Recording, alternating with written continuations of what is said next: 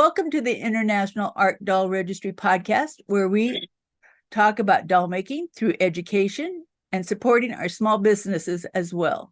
I am Lesley, and I'm here talking with Bambi. Hi, everyone. I'm Bambi. So this episode, we are going to be asking, why do you even want to be making dolls in this age of technology? So Bambi, I'm going to ask you, being that you are a former history teacher, what do you understand about doll making through the ages? Well, dolls were one of the very first toys that mankind had. I mean, people were making dolls when they were just taking a stick and carrying it around and pretending like it was a doll. So doll making has been around for a long, long, long time. And, it's been used over the years for so many different things. One of the things that comes most to mind are always people who are want that feeling of having a baby, and you're fantasizing in your early years about having a baby. And then also, though, what a great record it is for us of styles of dress over the years. I think that's one of the most fascinating things about dolls.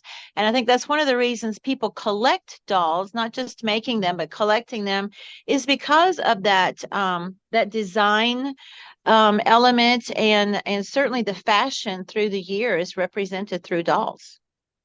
I'd agree. And as you said, because with the costuming and with the young children, it also was to teach them how to sew, because they would sew doll outfits for their dolls. Therefore, they would learn how to do the cutting, the scissors, the hemming, and even if you did your embroidery. So, because that was one way to do the costuming on a smaller scale and be able to also do it with your mom if she was working on something else while you were not being able to play Nintendo. Oh, I certainly remember sitting there while my mom was at her sewing machine making us clothes, and I was trying to make similar clothes for my Barbie dolls that would match whatever my mother was making for me. Exactly. Barbie Yeah. doll being definitely much harder to sew for at that age, with her being so slender versus the bigger Oh, baby dolls that were done back in the 1800s. yes. But that's one of the things that's very frustrating, because we've had Velcro around for so long, we don't even think about it. But when Velcro came into style, tying your own shoelaces went out of style. You are not kidding. In my former profession as a teacher, I taught eighth grade, which is like 13 and 14-year-olds, and you cannot believe how many of them cannot tie their shoes. Yeah, just a simple knot. So, I mean, Yep. when we go to Boy Scouts and Girl Scouts and say, let's practice tying your knots, it takes on a whole new meaning. Yeah. So costume designing, though, really is interesting, because when I look at the profession of costume designing, especially what comes to mind is the famous Carol Burnett, Mackie, Gone with the Wind dress style.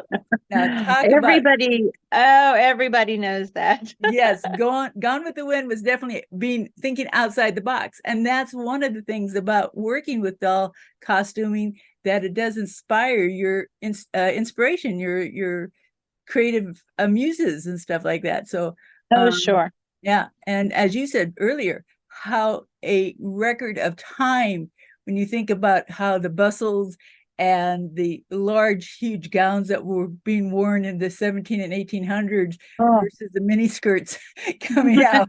Yeah.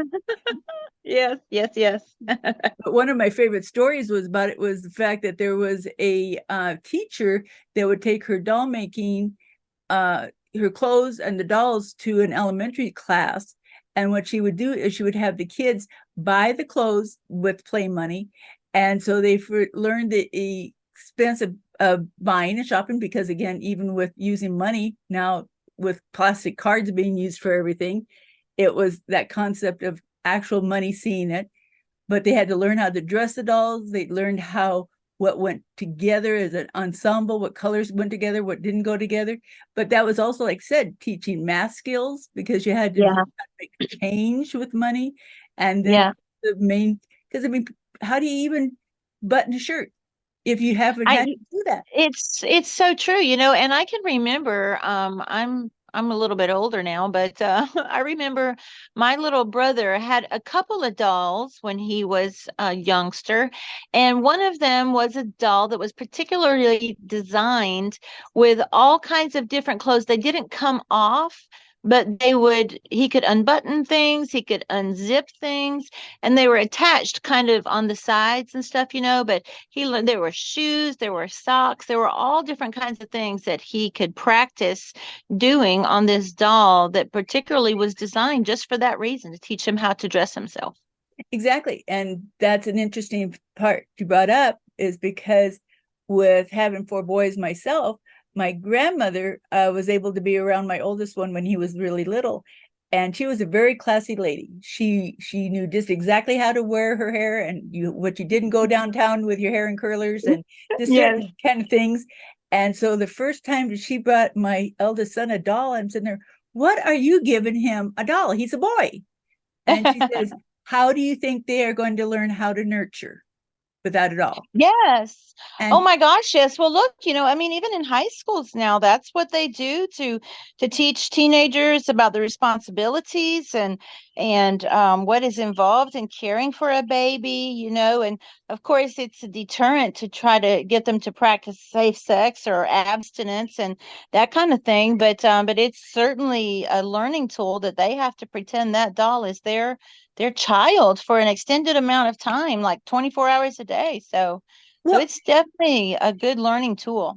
well, and I think you're right, because I mean, if they actually physically had to touch, feel that doll, which is their child, Yes, it gives you that whole sense of reality there that you wouldn't experience just by watching video games, or just by right. uh not ever being around it at all, especially if you're an Oh, only right, child. right. Yeah, yeah, it's true. So the why for myself that I do doll making is because there's many reasons to help the skills of learning how to dress yourself, how to comb your doll's hair, how to you know and expand your imagination with the dolls. But also, it's a for myself as a doll maker, it's also on the spiritual awareness that it can take me, is going working with my muse. So Yes. so that can Oh, be a yeah. future I episode that we can get into for talking. But I also think that on the level of the technology, with where we're going with the computer games, I think that desensitizes us in some respects.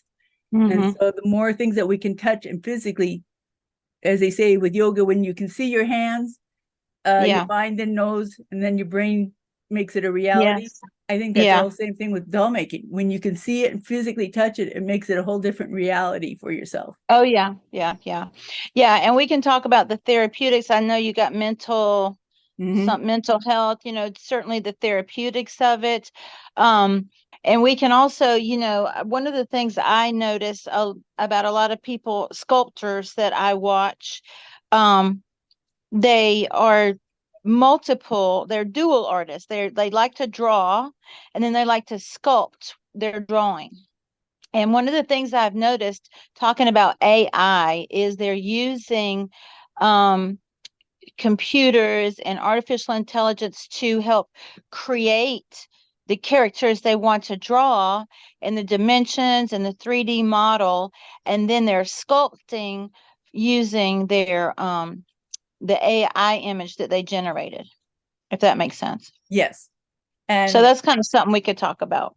in theory, is, as you said, why do we want to do dolls in this age right now? I do believe that as kids are dealing more with depression, dealing with Mhm. um, that lack of not feeling like they're worthy enough, or Yeah. that, I think that that's really where, if they have a creative outlet that helps feed themselves as far as their own personal worth, their own ability to say, hey, I am strong enough to do this, I can. And also for people that say that, because I am a dyslexic, I didn't get Mhm. labeled with it when I was in school, so I had to learn how to Oh, work yeah. around it. But it's Yeah. also hereditary, and so I know my sons all have it, but I am proud of it, because to me, it's what makes you an artist. When you have Yeah. dyslexic, you tend to think Yeah. outside the box. Yes, yes, yes. I notice a lot of people are that, and a lot of people who are ADHD are also artists. I've noticed. Right. And that allows us because we can sometimes do mental Mm-hmm. more than one thing at a time because we don't Yes. necessarily focus on just one, and that's what allows that creativity to flow. So that's Yeah. another reason why I think that art is still important to us, because it also gives us that ability to express ourselves in a way that Oh, we yeah. can't socially be maybe expressing ourselves in other ways. Yeah. So at that point, did you have anything else you wanted to share on the topic then, Bambi?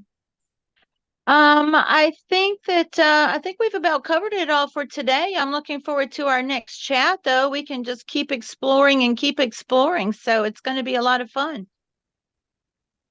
Thank you for joining us.